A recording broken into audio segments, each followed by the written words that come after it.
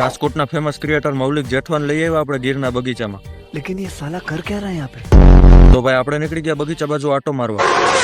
એમાં આજનું વાતાવરણ એવું થઈ ગયું ગોવા જેવી જ ફીલ આવતી હતી. પાછા તમે આ ગાડીમાં આવો તો કઈ ઘટે જ નહીં. થાંભલાઈ પાછા વેલા ને લીલોતરી વાળા નેચરલ જ જોવા મળશે. ये तो धोती खोल रहा है.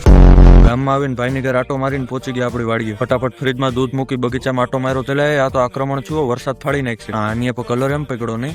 એમાંય પાસે અમારા આંબામાં કોરામણ બારે માસ, પણ આ બધી ઉઠતી બલાને પકડવી પડે, બાકી પાંદડું નો રહેવા દે. એટલે આ પક્ષીઓ બધા દેખાતા કેમ નથી? એટલે આ તો આ દાણા ખાય.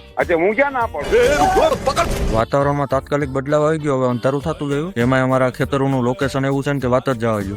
વરસાદ આવ્યો ખર્યો, ઘેર ભાગી જવાય. ત્યાં રસ્તામાં મને પાછો ખેડૂતનો મિત્ર દેખાઈ ગયો.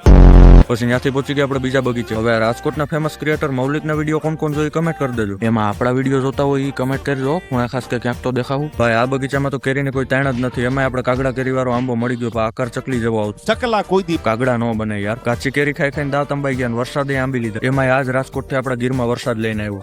પણ અમારા ગીરમાં અત્યારે વરસાદની જરૂર નહીં ગયા, કેમ કે આખા ગીરમાં અત્યારે કેરીઓ જ લટકે. જો ખરી જાય ને તો બધા ખાવામાં લટકી જાવ. હવે તમે ફોલો કરી લેજો, બાકી કેરી આંખે પાડી દે.